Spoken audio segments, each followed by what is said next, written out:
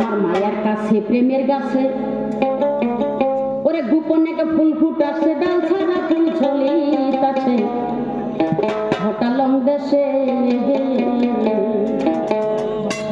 আমার মায়ের কাছে প্রেমের কাছে গোপনে একটা ফুল ফুটাছে ডাল ছাড়া ফুল ছলিতাছে হঠালং দেশে আমার মায়ের কাছে প্রেমের কাছে গোপনে ফুল ফুটাছে ডাল ছাড়া ফুল ছলিতাছে হঠালং দেশে সেই ফুল তো সামান্য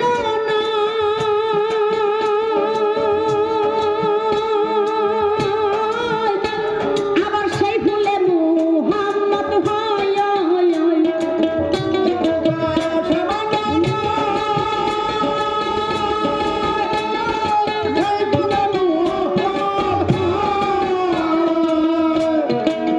সেই ফুল তো সামান্য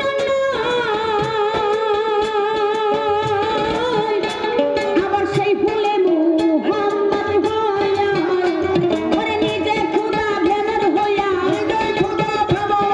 নিজে খুদা ভেমর হইয়া ওই ফুলে বসে মায়ের কাছে প্রেমের কাছে গোপনে ফুল ফুটেছে ডাল ছাড়া ফুল ছলিতাছে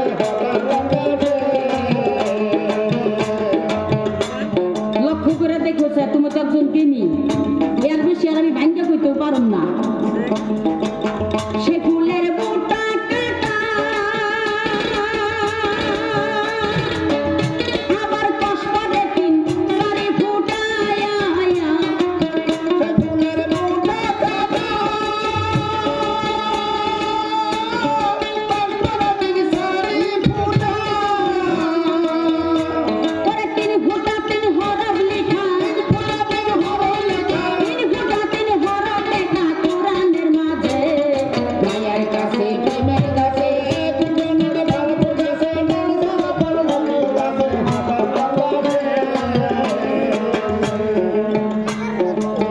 তিন ফুটা তিন হরফ লেখা কোরআন মাঝে তিনটা হরফে এই বিশ্ব দুনিয়ার মাঝে একবার দেখো চাই তিন হরফে আমার আল্লাহ কোন হরফে কোথায় কি ধরাইছে আলিফে যেমন আল্লাহ হ্যাঁ মিমে মোহাম্মদ এইভাবে মিলে নিল সেই ফুলের মাতৃ গর্ভে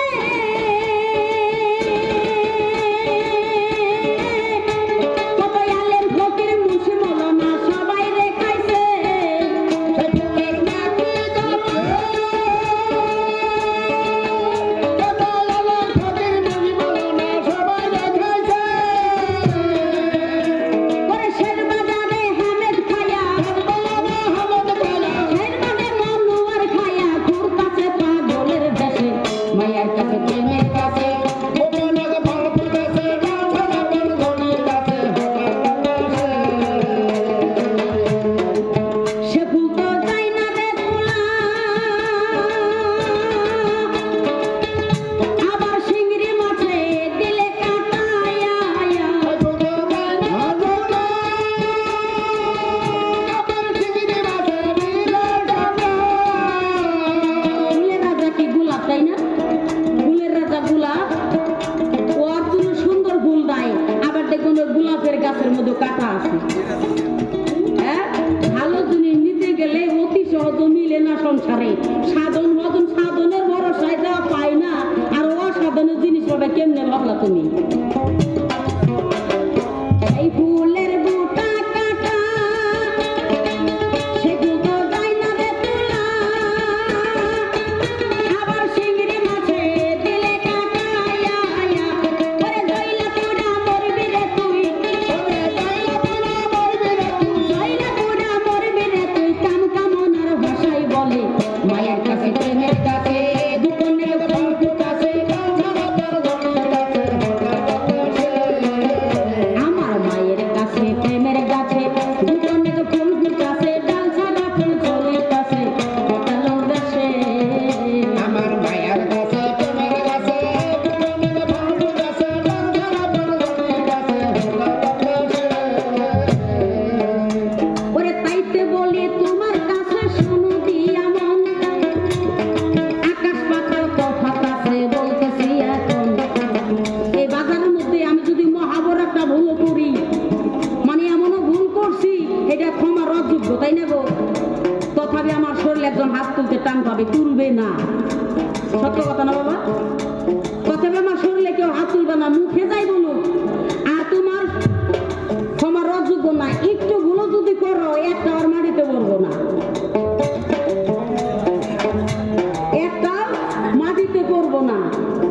এইখানে তো পেট। আমার আল্লাহ বলছে এই উপরের দিকে, এই যে কি বলবো তোমারে। তাই হযরত জিবরাইল একদিন আমার মা ফাতেমার বাড়িতে আমার আল্লাহ রহিনী আর নবীর কাছে পৌঁছাবার গিয়েছিল। তাইতে বলছিল চাচা জান আমার বাবা তো বাড়িতে নাই। মা ফাতেমা হযরত জিবরাইলের চাচা কইছিল, শুনছো কথা, নবীর কত আগে জন্ম আমি, তারই নবীর বিয়ে বেটি ফাতেমা আমার চাচা জান কয়, এই বিচার আমি নবীর কাছে দিব। রাস্তা আমার আল্লাহ রাসূল পাইছে, বিচার দিছে। আমার নবী কয় বুঝেনি আমার শিশু মা মাফ করো, কয় না অর্থ ছাড়া তোমার কথা কয় না, এই বিচার আমি চাই। আমার আল্লাহ নবী তো কোনোদিন রাগ করে নাই। তথাপি একটু জিবরাইলকে বোঝানোর জন্য বলছিল, জিবরাইল তুমি জন্ম পাই কি দেখছিলা বলছে? কয় হুজুর জন্ম পাই এক হাঁস সাথে 5টি তারা, তাই পরে আমি জিবরাইল নিজে চোখে একবার দেখতে পাই। আমার নবী বলে ওরে তাহার 70,000 বছর আগে যায়া আমার মাঝে হুরা ময়না রূপে ছিল রে সাজিয়া। আমার ইমাম 2 কানের দুল তোমার জানা নাই, হযরত আলী গলার মালা তোমায় বইলা যায়। উড়িতে উড়িতে ময়না হইরান হইয়া গেল, এক ফোঁটা ঘাম দেখো মাটিতে চুবাইল। এক্ষিনির বৃক্ষ সৃষ্টি হলো সে জায়গায়, আর বলবো না কথায় আমি তোমায় বইলা যাই। শোনো শোনো হে জিবরাইল তোমারে দেখইয়া সারা জীবন ওহি তুমি গেলা গো বাহিয়া। কেমন তোমার মাবুদ মাওলা দেখছো নি রে ছায়া, নবী আমার জিজ্ঞাস করে জিবরাইল রে যায়া। জিবরাইল পাই আল্লাহ আমি কেন দেখি নাই, এবার দেখো আল্লাহর কাছে জিজ্ঞাস করতে চাই। আল্লাহর কাছে গেল জিবরাইল ডাকিতে লাগিল, শোনো শোনো মাবুদ মাওলা তোমায় বলছি ভালো, সারা জীবন ওহি আমি গেলাম গো বাইয়া। কেমন তোমার রূপ চেহারা দেখি নাই গো যাইয়া, তোমার রূপ চেহারায় আমি একটু দেখতে চাই। আমার আল্লাহ বলে বন্ধু যদি দেখা দেয় গো তাই আমি দেখা দিতেই আমার আল্লাহ বলতেছে আমার বন্ধু যদি দেখা দেয় আমি দেখা দিব। এক পাখা মারলে 80 হুব্বা যাবে, তার 80 হুব্বা পাখা মাইরা আবার আমার নবীর কাছে এলেন। বলতেছে কি কইলো তোমার আল্লাহ? আপনি যদি দেখা দেন তাহলে দেখা দিব। আল্লাহ তোমার বুঝার জন্য ওই কথা কইছে, মিথ্যা কথা। তবে না কথা শুনি, শোনো, এখান থেকে এক পাখা মারলে 80 হুব্বা যাইবা, তারই 80 হুব্বা পাখা মারলে ওরে আকসাদুন্নার নামে একটা মসজিদ পাইবা যায়া, ওরে ওই মসজিদে মাবুদ মাওলা আছে রে ঘুমায়া। লক্ষ্য করে ওই হে জিবরাইল দেখো না তাকায়া, ওইখানেতে তোমার আল্লাহ আছে রে ঘুমায়া। আমি ঘুমাই কইয়া পাখা মেরে হযরত জিবরাইল ওই মসজিদে গেল। চতুর্দিকে মসজিদ খুঁজতেছিল ভালো, চতুর্দিকে খুলে জিবরাইল দরজা খিড়কি নাই। আবার পাখা মেরে হযরত জিবরাইল নবীর কাছে যায়, যায়া বলছে দয়ার নবী বলি আপনার ভাই কেমন মসজিদ দেখা দিলেন দরজা খিড়কি নাই। নবী বলছে হে জিবরাইল তুমি জানো নাই, উপর দিকে লক্ষ্য করে যায়া দেখো তাই। ওরে লাইলাহার কালেমা একটা গিয়াছে লেখিয়া, ওই কালেমা একবার যদি পাঠ করো ভাই যায়া, ওই মসজিদের দরজা পাবে, ওই মসজিদের দরজা পাবে। বলছি জিবরাইল আমি তোমার ভাবে, ওই মসজিদের দরজা পাবে। আবার পাখা মেরে গেল, যা সত্য করে দেখে একটা কালেমা লেখা। কালেমাটা পাঠ করে নিল, সঙ্গে সঙ্গে দরজা খুলে দেখতে পায়। পরে প্রথম নজরে জিবরাইল দেখিতে পাইল দরজাতে একটা নারী দাঁড়ায় ছিল ভালো। লক্ষ্য করে জিবরাইলে দেখিতেই পাই কেমন জানো চিনা চিনা তারে লাগে, তাই জিবরাইল লজ্জা পাইয়া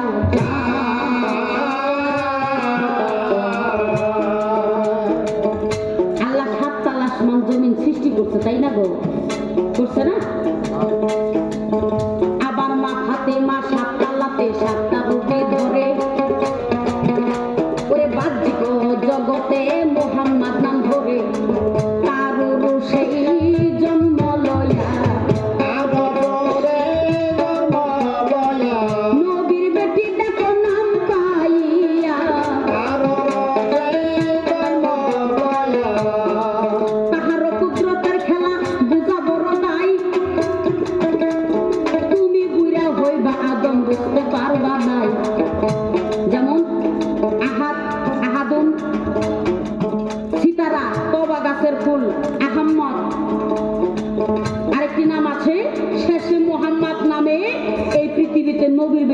পাইছে এর আগে 6টা নাম পারি দিয়েছে 6টা রূপী ধারণ করে আইছে ওই নারী যাইয়া তোমার আদম কোথায় ছিল